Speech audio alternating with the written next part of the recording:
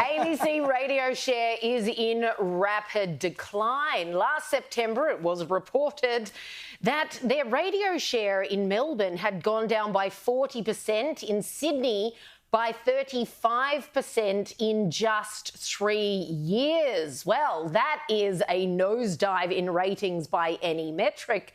But today we read it's gone down even further in Melbourne. The station has dropped to a 5.6% share, the station's worst since modern records began in 2004. People are voting with their feet. They're sick of the woke nonsense from our national broadcaster on the radio waves. It was also great to see in today's results that 2GB is back on top.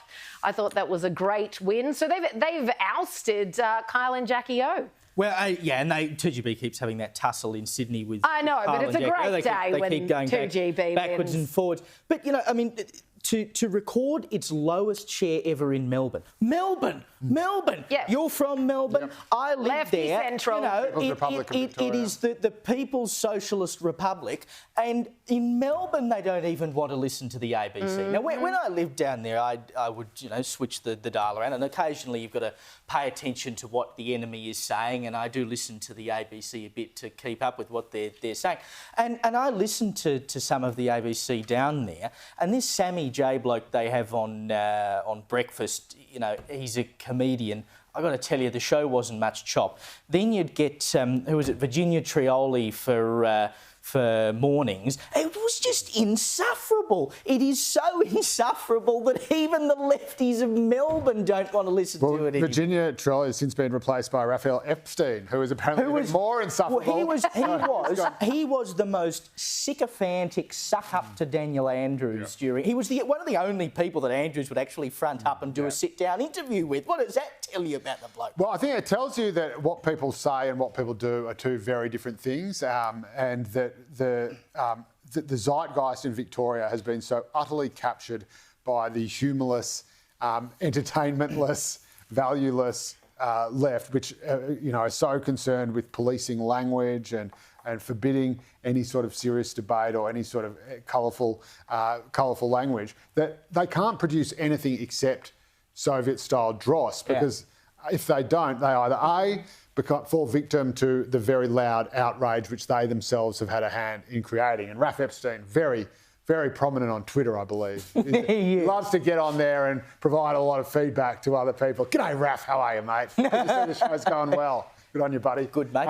And again, the ABC, as I keep saying, is caught in this pincer grip between its hardcore, hard left rah-rah brigade, who think that it's gone too far to the right, and literally everybody else in the country who thinks that it's so boring and, you know, urbane and innocent, progressive, and that it's just unlistenable and unwatchable. And so it tries to kind of, you know, it sort of seems to sort of bop around like a needle with this very narrow bandwidth trying to please both. It ends up just pissing both off, and then they get louder and they switch off more, and then the same thing happens over and over again, and it's in a death spiral. And I honestly feel sorry for it. Like, the Q&A was based on the premise of the audience being able to ask questions, not just in the room, but of course at home. And it was meant to be this kind of whole new second screen thing where you would watch it on, you know, Twitter, and you would watch it on the TV, and, you know, you'd type your little comments and you might get up, or you'd be able to ask a question via Twitter or whatever. And that it's become so toxic. Twitter has become so toxic, even for Q&A, so psychotically left-wing that even Q&A can't handle how it is. They've just had to shut down their social media altogether. So they're literally having to kill itself. It's literally had to kill itself because the monster, we're talking about the Frankensteinian monsters, the monster it's created, it's destroyed it. And now David Anderson has gone to estimates and basically said it's not coming back. It's dead in the water. So, you know, I mean, this is the rod that the humourless urban left have created for their own backs, and it's now just beating the bejesus out. Well, it's funny, isn't it? I mean, if you create content exclusively for the inner city, it doesn't rate. It's not what people want to listen to. Well, it's what they say they want to listen to, and they pontificate about it. Correct. But they just don't switch on because it's boring as that shit. It's a bit like you ask people what they want to read in the newspaper, and well, happy stories, happy stories. And it comes up in all the focus groups they do. Every time. And then you print newspapers with happy stories in them. Do you think people buy them? No, they want to know the reality of what's going on in the world. It's in the ABC's charter that it's meant to be providing content for all of Australia. They're not doing it, and thank God you out there are not moving with your feet necessarily, you're moving with your fingers.